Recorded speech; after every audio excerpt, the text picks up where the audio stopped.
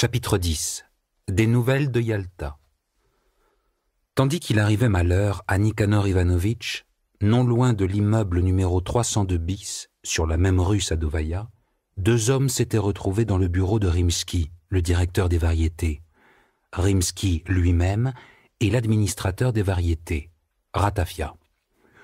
Le grand bureau au premier étage du théâtre donnait sur la Sadovaya par deux fenêtres et par une autre, c'est-à-dire derrière le directeur financier assis à sa table de travail, sur le jardin d'été des variétés où se trouvait le buffet des rafraîchissements, le tir et l'estrade en plein air. La décoration de ce bureau en dehors de cette table de travail consistait en une collection de vieilles affiches fixées au mur, un guéridon portant une carafe d'eau, 4 fauteuils et une console dans un coin sur laquelle la maquette de quelque ancien spectacle dormait sous la poussière. Bon, comme de juste, le bureau abritait en outre un petit coffre usé, écaillé, ignifugé, à gauche de Rimsky, tout près de la table de travail. Rimsky, assis donc à sa table, était de mauvaise humeur depuis le matin, alors que Ratafia, à l'inverse, se sentait très animé et débordait d'une espèce de frénésie sans repos. Mais il ne trouvait pas d'exutoire à son énergie. Ratafia s'était réfugié dans le bureau de Rimsky, fuyant les quémandeurs d'invitations qui lui empoisonnaient la vie, surtout les jours de changement de programme. Or, ce jour-là, justement, c'était le cas. Sitôt que le téléphone commençait à sonner, Ratafia décrochait le combiné et mentait. « Qui ça ? Ratafia, il n'est pas là. Il est sorti. »« S'il te plaît, toi, rappelle encore Vitemalov, » dit Rimsky avec agacement. « Mais il n'est pas chez lui, j'ai déjà envoyé Karpov, il n'y a personne chez lui. »« Mais c'est le diable, c'est quoi ?» râlait Rimsky, faisant claquer la machine à calculer. La porte s'ouvrit, et un ouvreur apporta un gros paquet d'affiches supplémentaires, tout juste sorti de l'imprimerie. Sur des feuilles vertes, il était écrit en grosses lettres rouges « À partir d'aujourd'hui et tous les jours, au Théâtre des Variétés, en supplément de programme, le professeur Volande. Séance de magie noire, la magie noire, démonstration et dévoilement. » Ratafia se recula pour admirer l'affiche qu'il avait jetée sur la maquette et ordonna à l'ouvreur d'envoyer faire coller tous les exemplaires. « C'est bien, c'est vif, » remarqua Ratafia quand l'ouvreur fut parti. « Et moi je déteste cette idée, » grommelait Rimsky, regardant l'affiche d'un œil furieux à travers ses lunettes d'écaille. « Et je m'étonne même qu'on lui ait permis de monter ça. » « Non, Grigory Danilovitch, tu as tort, c'est une décision très astucieuse. Tout le sel, c'est le dévoilement. »« Je ne sais pas, je ne vois pas du tout où est le sel. Il va toujours nous chercher de ces histoires. S'il nous l'avait montré, au moins, ce mage. Toi, tu l'as vu ? Où est-ce qu'il l'aura déniché, le diable sait ?» Il apparut que Ratafia, pas plus que Rimsky, n'avait jamais vu le mage. La veille, Stiopa, comme un fou, selon l'expression de Rimsky, avait déboulé chez le directeur financier avec un brouillon du contrat déjà écrit, lui avait ordonné de le mettre au propre tout de suite et de payer, et ce mage avait filé et personne ne l'avait vu à part Stiopa lui-même. Rimsky sortit sa montre, vit qu'elle indiquait 2h05 et entra dans une rage réelle. C'est vrai quand même, Vitemalov avait appelé vers 11h, il avait dit qu'il serait là dans la demi-heure et non seulement il n'était pas là, mais il avait disparu de chez lui. « J'ai des affaires urgentes, moi !» grommelait déjà Rimsky, désignant du doigt une masse de papier qui attendait d'être signée. « Il ne serait pas passé sous un tramway comme Berlioz ?» disait Ratafia, tenant le combiné dans lequel on entendait des sonneries longues, basses et totalement désespérées. « Mais je ne porterai pas son deuil !» fit entre ses dents et juste pour qu'on l'entende Rimsky. C'est à ce moment précis qu'une femme en uniforme, képi, jupe noire et espadrille, entra dans le bureau. De la sacoche à sa ceinture, la femme sortit un petit carré blanc et un cahier, puis demanda « C'est où ici les variétés ? Un éclair express pour vous, signé. » Ratafia griffonna une petite boucle dans le cahier de la femme, et dès que la porte eut claqué derrière elle, il déplia le petit carré. Il lut le télégramme, se mit à cligner des yeux et passa le petit carré à Rimsky. Le télégramme indiquait ce qui suit. « Yalta, Moscou, Variété, aujourd'hui, 11h30, milice, présenté châtain, chemise de nuit, pantalon, pieds nus, psychique, dit se nommer Vitemalov, directeur variété, répondez. Télégramme milice, Yalta, où se trouve le directeur Vitemalov? C'est le pompon, s'exclama Rimsky. Et il ajouta, encore un de ses tours. Un faux, Dimitri, dit Ratafia, et il s'empara du téléphone. Le télégraphe? Sur le compte des variétés, un éclair express. Vous écoutez? Yalta Milice, directeur Vitemalov Moscou, inspecteur financier Rimsky. Indépendamment de la nouvelle concernant cet usurpateur de Yalta, Ratafia se remit au téléphone pour rechercher Stiopa et, on le comprend bien, il ne le retrouvait nulle part. Juste au moment où Ratafia, le combiné à la main, se demandait où il pourrait encore téléphoner, revint la même femme qui avait apporté le premier éclair, et elle remit à Ratafia un deuxième petit carré. Ratafia l'ouvrit en toute hâte, lut ce qu'il contenait, et il émit un sifflement. « Mais quoi encore ?» demanda Rimsky avec un tic nerveux. Ratafia lui tendit en silence le télégramme, et le directeur financier y lut ces mots. « Supplie croire, jeter Yalta hypnose, Volande, envoyé éclair milice, confirmation identité Vitemalov. » Rimsky et Ratafia, leurs têtes se touchant, relurent le télégramme, et l'ayant relu, restèrent figés, les yeux dans les yeux. « Citoyen !» se fâcha soudain la femme. « Signez ! Et après, vous resterez muet tant que vous voudrez. Je distribue des éclairs, moi. » Ratafia, sans quitter le télégramme des yeux, fit une marque tordue sur le cahier, et la femme disparut. « Mais tu l'as eu à 11 heures au téléphone ?» dit l'administrateur, totalement égaré. « Enfin, c'est ridicule !» hurla Rimsky d'une voix perçante.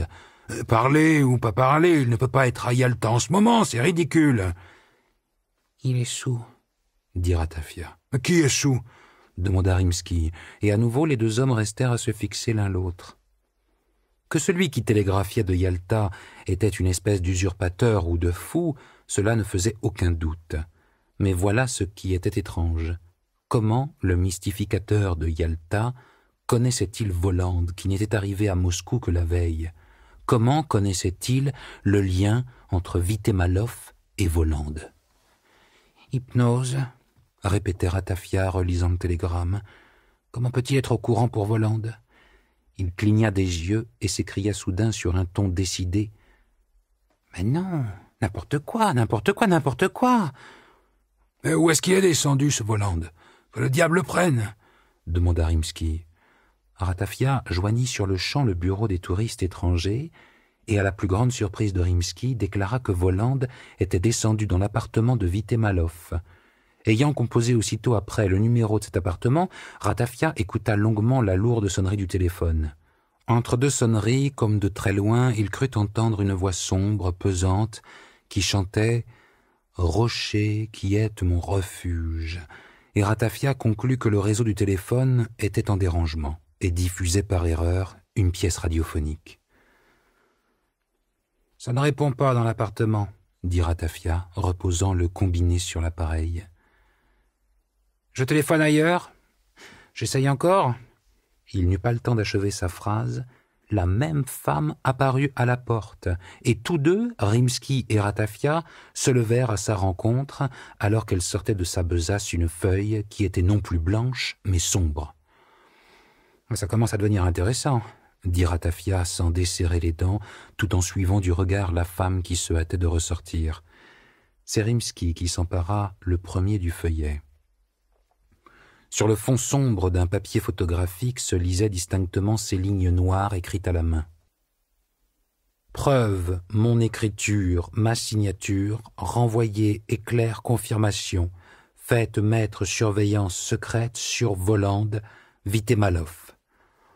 En 12 années d'activité dans les théâtres, Ratafia en avait vu des vertes et des pas mûres, mais là, il sentit que son esprit était comme en train de se couvrir d'un voile de brouillard, et il fut incapable d'articuler autre chose qu'une phrase banale et qui plus est totalement absurde. « Ce n'est pas possible. Rimsky réagit autrement. Il se leva, ouvrit la porte et hurla à sa coursière, assise sur un tabouret, « Ne laissez entrer personne, sauf les facteurs !» Et il referma la porte à clé. Ensuite, il sortit du bureau une liasse de papier et se mit soigneusement à comparer les boucles grasses, inclinées vers la gauche, du photogramme avec les caractères des résolutions de Stiopa et ses signatures dotées d'une arabesque à spirale. Ratafia, plié en deux au-dessus de la table, envoyait son souffle chaud dans la joue de Rimsky. « C'est son écriture !» finit par dire fermement le directeur financier. Et Ratafia répliqua en écho « Son écriture ?» Fixant le visage de Rimsky, l'administrateur s'étonna de voir à quel point il avait changé. Le directeur financier, déjà maigre comme un clou, avait encore maigri et avait même vieilli, et ses yeux, sous leur monture d'écailles, avaient perdu leur perçant habituel. Ce n'est pas seulement de l'inquiétude qui venait d'y paraître, mais du chagrin. Ratafia fit tout ce qu'est supposé faire un homme saisi d'une stupeur profonde. Il courut à travers le bureau, il écarta 2 fois les bras comme s'il était en croix, but un grand verre de l'eau jaunâtre de la carafe et s'écria « Je ne comprends pas, je ne comprends pas, je ne comprends pas !» Rimsky, lui, regardait par la fenêtre, plongé dans une réflexion intense. La situation du directeur financier était des plus difficultueuses. Il fallait, là, séance tenante, trouver une explication ordinaire à des phénomènes extraordinaires. Plissant les yeux, le directeur financier s'imagina Stiopa en chemise de nuit, pieds nus, montant le matin même aux environs d'11h30 dans une espèce d'avion jamais vu, volant à une vitesse incroyable, et ensuite le même Stiopa, et toujours à 11h30, en chaussettes à l'aérodrome de Yalta. C'était le diable sait quoi. Peut-être que ce n'était pas Stiopa qui lui avait téléphoné de chez lui. Si, c'était Stiopa. Il connaissait bien la voix de Stiopa, et quand bien même ça n'aurait pas été Stiopa, il lui avait quand même parlé pas plus tard que la veille, en début de soirée. Stiopa était sorti de son bureau pour venir dans ce bureau-ci avec ce contrat imbécile, et sa légèreté avait laissé le directeur financier très énervé. Mais comment avait-il pu partir en train ou en avion sans rien dire au théâtre? Et quand bien même il aurait pris l'avion la veille au soir, il ne serait pas arrivé pour midi aujourd'hui. À moins que... Si? « Il y a combien de kilomètres d'ici à Yalta ?» demanda Rimsky. Ratafia cessa de courir et hurla « J'y ai pensé! J'y ai déjà pensé! Jusqu'à Sébastopol, en chemin de fer, ça fait près de 1500 kilomètres. Plus encore 80 kilomètres jusqu'à Yalta. Bon, par voie aérienne, bien sûr, ça fait moins. Ouais. En train, c'était totalement hors de question. Mais quoi, alors ? Un chasseur de l'armée de l'air? Mais qui et dans quel chasseur de l'armée de l'air aurait pu laisser entrer un Stiopa en chaussettes? Et en quel honneur? Peut-être qu'il s'était déchaussé une fois arrivé à Yalta, et là encore, en quel honneur? Mais même avec chaussures, on ne l'aurait pas laissé monter dans un chasseur. Et quel chasseur, évidemment! Il était bien écrit qu'il s'était présenté à la milice à 11h30, alors qu'il avait parlé au téléphone à Moscou, permettez. Là, le cadran de sa montre surgit devant les yeux de Rimsky. Il se souvenait de la position des aiguilles. Horreur! Ça s'était passé à 11h20. Et ça nous donnait quoi alors? À supposer que l'instant d'après son coup de fil, Stiopa se soit précipité à l'aérodrome et qu'il l'ait atteint en, disons, 5 minutes. Ce qui, entre nous soit dit, n'était pas moins impensable. Il en résultait que l'avion qui aurait décollé immédiatement aurait parcouru 1000 kilomètres en 5 minutes. Donc à l'heure, il aurait fait du 12 000 kilomètres. Ce n'était pas possible, donc il n'était pas à Yalta. Que restait-il? L'hypnose? Il n'existe pas d'hypnose qui puisse vous envoyer valdinguer à 1000 kilomètres, ça n'existe pas. Donc alors, c'est une impression qu'il a, lui, d'être à Yalta? Lui, bon, peut-être qu'il a cette impression, mais la milice de Yalta, elle aussi, elle a cette impression? Non, vous m'excuserez, ça n'existe pas. Mais c'est bien de là qu'il télégraphie, non? Le visage du directeur financier faisait réellement peur. Pendant ce temps, on tournait et on secouait la poignée de la porte, et l'on entendait la coursière qui criait, dans un état second, de l'autre côté, « C'est interdit, on n'entre pas. Passez-moi sur le corps, ils sont en réunion. » Rimsky essaya de se remettre, décrocha le combiné et dit « Passez-moi Yalta en urgence !»« Brillant !» s'exclama mentalement Ratafia. Mais la liaison avec Yalta fut impossible. Rimsky reposa le combiné et dit « Comme par hasard, la ligne est en dérangement. » Il était clair que ce dérangement de la ligne l'avait grandement affecté, il l'avait même rendu pensif. Il réfléchit encore, reprit le combiné d'une main et de l'autre se mit à transcrire ce qu'il disait dans l'appareil. Un éclair express. Variété. Oui. Yalta, milice. Oui. Aujourd'hui, 11h30, Vitemalov m'a parlé au téléphone, Moscou, stop. Ensuite, pas venu bureau et injoignable téléphone, stop. Confirme, écriture, stop. Prend mesure, surveillance, artiste indiqué. Directeur financier, Rimsky. Très brillant, pensa Ratafia, mais à peine avait-il commencé à réfléchir vraiment que d'autres mots fusèrent dans son esprit. C'est idiot. Il ne peut pas être à Yalta. Pendant ce temps, Rimsky avait agi. Il avait soigneusement rassemblé tous les télégrammes reçus et la copie du sien, placé l'alias dans une enveloppe, avait cacheté cette enveloppe, avait tracé quelques mots dessus et l'avait confié à Ratafia en lui disant « Porte ça toi-même tout de suite, Ivan Savelievitch, qu'il se débrouille. » Ah ça c'est vraiment brillant, pensa Ratafia, et il cacha l'enveloppe dans sa sacoche. Ensuite, à tout hasard, il composa le numéro de l'appartement de Stiopa, tendit l'oreille et cligna de l'œil en faisant des grimaces joyeuses et pleines de mystère. Rimsky tendit le cou. « Puis-je parler à l'artiste Volande ?» demanda Ratafia d'une voix mielleuse. « Monsieur est occupé. C'est de la part de qui ?»« Ratafia, administrateur des variétés. »« Ivan Savielevitch !»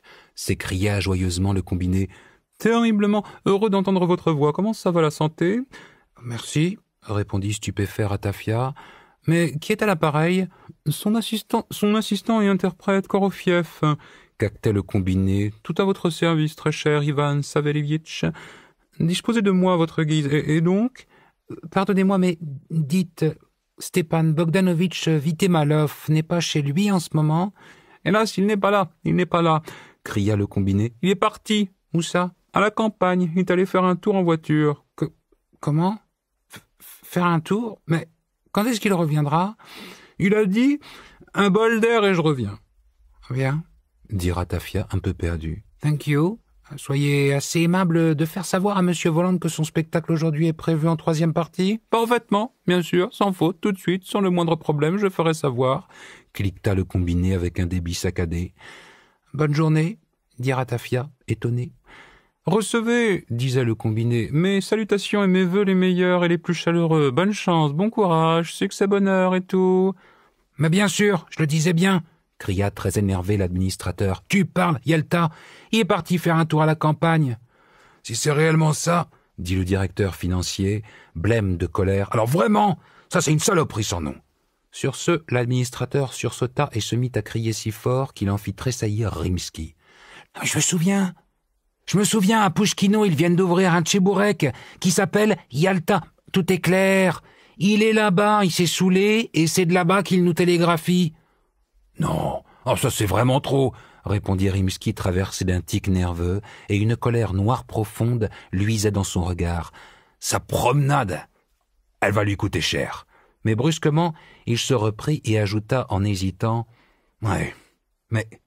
et la milice alors ?»« C'est des bêtises, c'est les blagues qu'il nous fait, » l'interrompit l'administrateur expansif, et il demanda « Le paquet, je le porte ?»« Absolument, » répondit Rimsky. Et à nouveau, la porte s'ouvrit, et il vit rentrer celle-là même, elle, se dit Rimsky, avec une angoisse bizarre. Tous deux se levèrent devant la factrice. Cette fois, le télégramme portait ces mots. « Merci, confirmation urgent, 500 milices, mon nom avion demain Moscou, Vitemalov. »« Il est devenu fou, » dit faiblement Ratafia.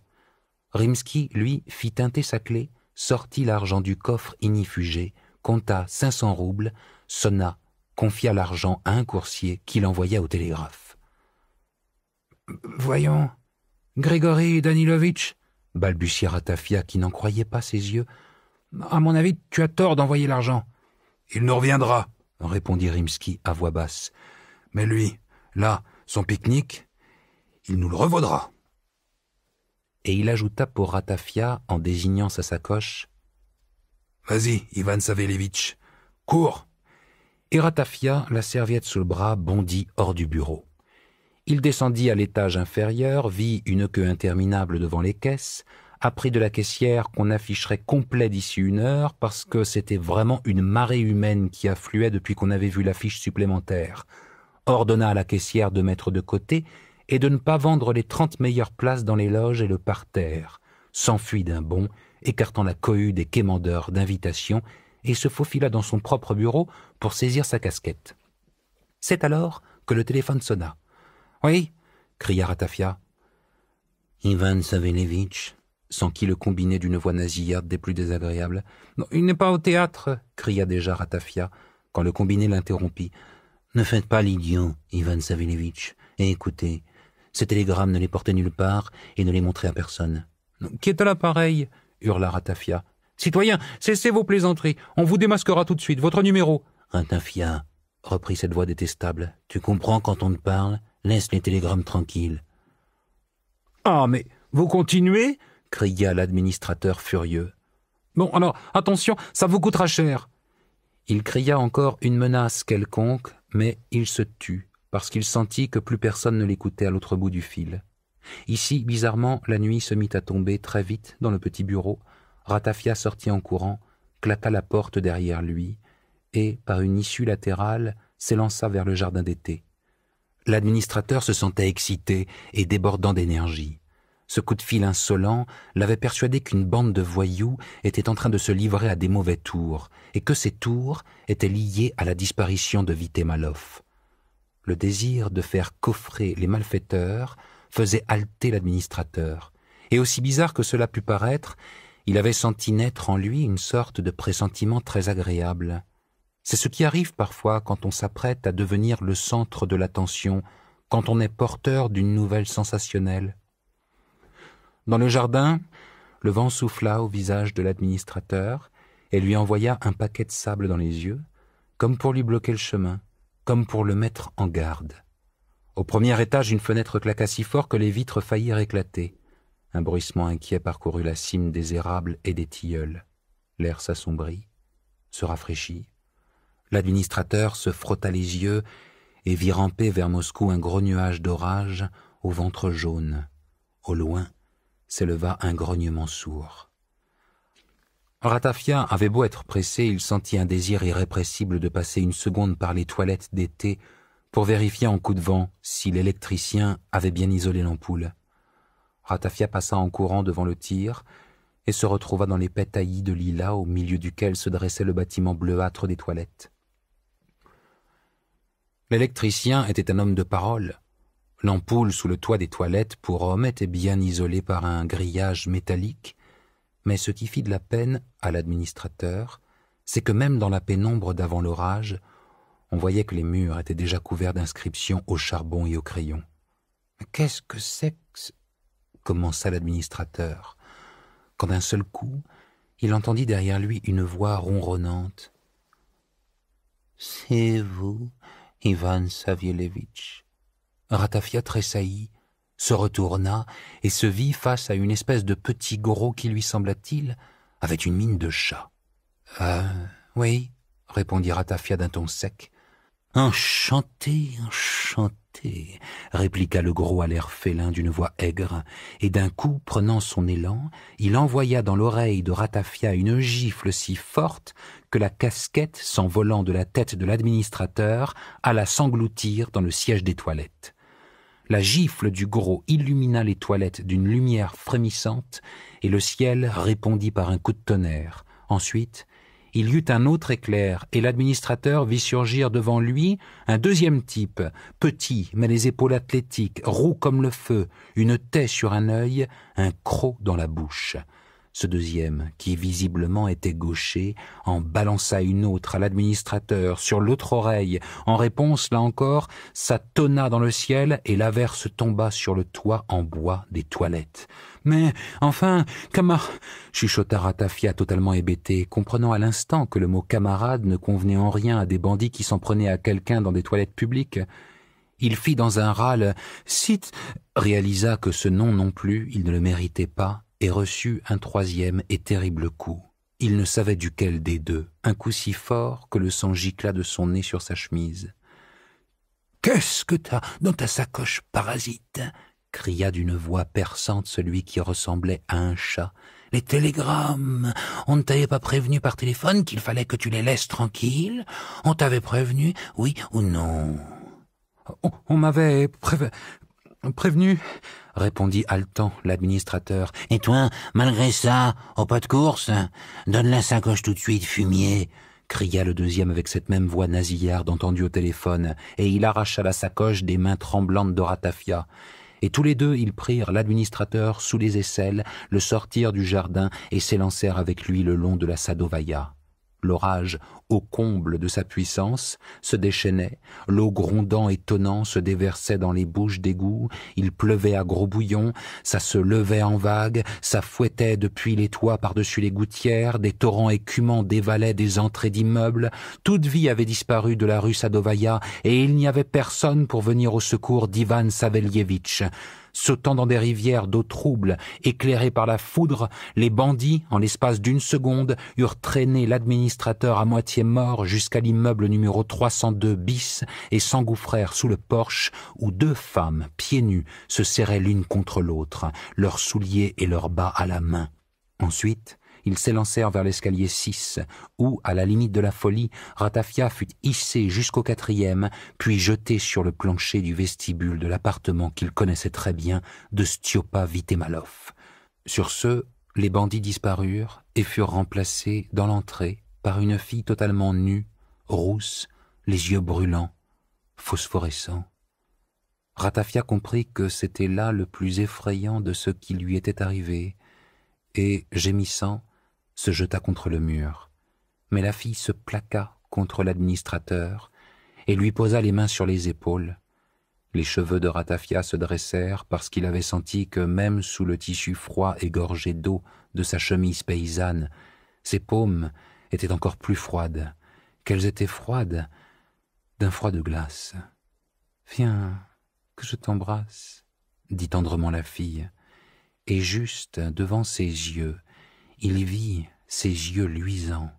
Alors, Ratafia s'évanouit et il ne sentit rien de son baiser.